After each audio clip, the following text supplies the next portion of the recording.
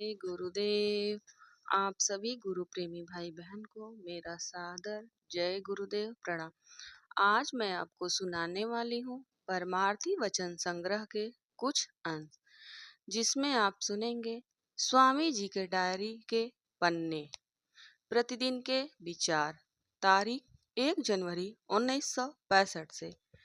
सत्संगी की रहनी। प्रत्येक सत्संगी को जब वह सत्संग में उपस्थित हो, उसे सावधानी यह रखनी जरूरी है कि अपने वादे के अनुसार सदा अपनी दैनिक क्रिया में तत्पर रहे और सत्य पथ को अपनाने में कुसंग से बचता रहे, ताकि अपना स्वभाव संसारी भाव का न बनने पाए। ही को बदलना संत मत की खास हिदायत है।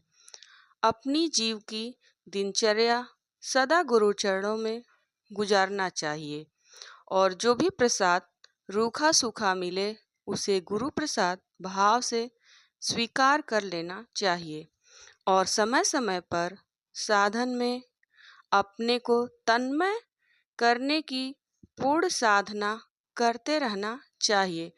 जब तक यह साधन सिद्ध न हो जाए तब तक यही साधना करने में लगे रहना अनिवार्य है। विशेष ध्यान अपने कर्म पर रखना जरूरी है। साथ रहने वालों की रहनी। आज सीकर ही रहा। साथी जनों को उपदेश है कि जिस कार्य हेतु अपना घर छोड़ा है वहीं काम करना। विचरने की हालत में साथी जनों को अपने रहन सहन, बोल चाल और आँखों को संभाल कर रखना है, क्योंकि यहाँ माया का जोर चल रहा है। किसी वक्त भी साथी जन के मन को विचलित कर सकता है, क्योंकि मैंने अपना निजी अनुभव किया है कि गुरु जब देशाटन अपने प्रेमी जनों के हित करते हैं तब उनको हर भाव में जाना पड़ता है। गुरु के निकटवर्ती साथी अपनी कल्पित बुद्धि से कुछ का कुछ समझता है और अभाव अवस्था में आकर के बैठने, उठने, खाने, पीने, बोलने, सोने में लापरवाही करता है।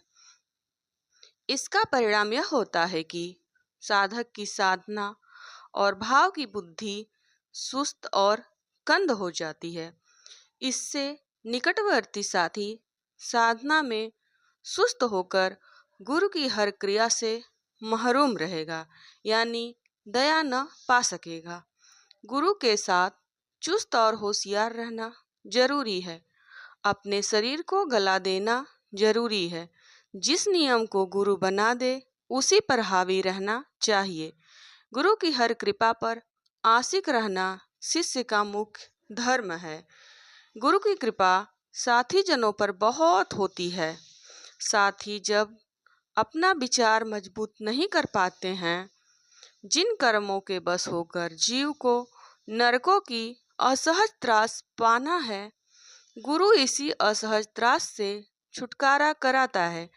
गुरु चाहता है कि निकटवर्ती साधक शुद्ध भाव में आकर अचल साधना सूरत के जगाने की करने लगे और अपना जलवा आप देखे। पर साधक किसी न किसी क्रिया का शिकार होकर साधन की मनोवृत्ति बदलकर संसारी भाव की मनोवृत्ति में रमण भ्रमण करने लगता है। साधकों, होशियार रहो। जो रास्ते में गाफिली करोगे उसी में लूट लिए जाओगे। निगुरा मुझको ना मिले पापी मिले हजार, एक निगुरे के शीश पर लाख पापियों का भार। आज का जमाना, हर मनुष्य अपनी भावना में आजाद हो गए हैं।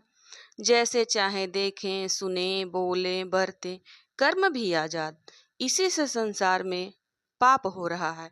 अनाचार तो इतना फैल गया है कि आदमी के रोम रोम में बस गया है। दिल्ली में तो आदमी इस कदर भाग रहे हैं जैसे कहीं आग लग गई हो, बस बुझाने जा रहे हों। कोई किसी का साथी नजर नहीं आता है। हर आदमी पैसे के पीछे पड़ा है। हाय पैसा कैसे आवे।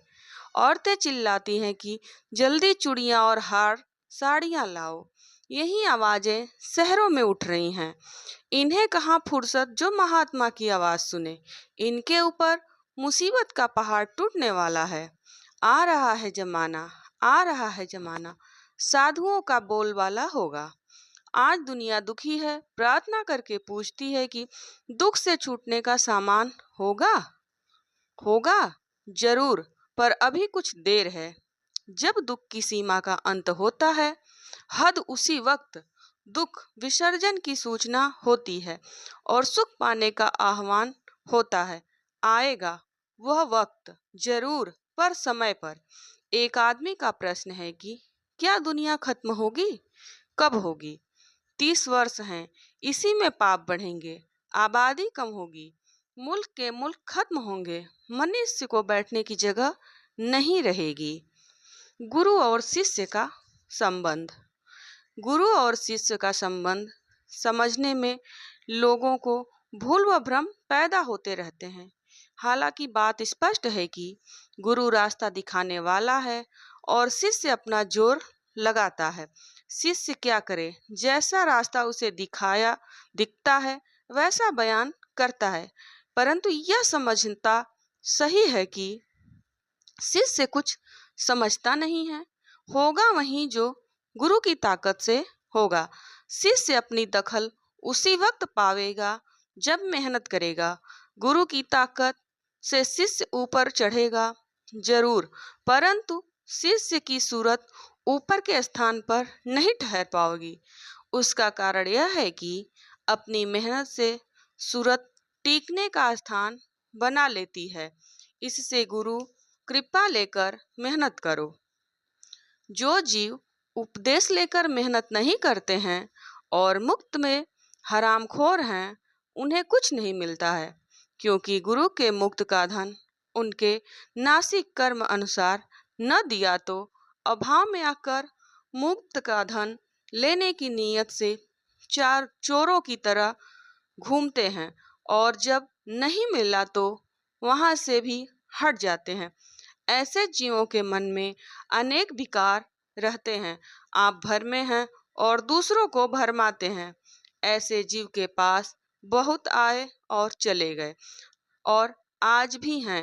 कर्म अनुसार बेचारे धक्के खाकर 84 में चले जाते हैं। उनका कोई रक्षक नहीं होता है। जीवों को संभल कर गुरु के पास आकर साधन में तत्परता रखना जरूरी है, जिससे सूरत अंतर्गत में जाग जावे और शब्द की धार को पकड़ ले और सूरत में चैतन्यता आ जावे। इससे गुरु की आज्ञा का पूरा पालन करना चाहिए। जय गुरुदेव। आगे मैं आपको सुनाऊंगी सत्संगी के आपस के व्यवहार। अगर आप लोगों को मेरी ये वीडियो अच्छी लगे तो लाइक करें, शेयर करें, कमेंट करें और मेरे चैनल को सब्सक्राइब करें, जिससे आगे के भाग आपको मिल जाएं।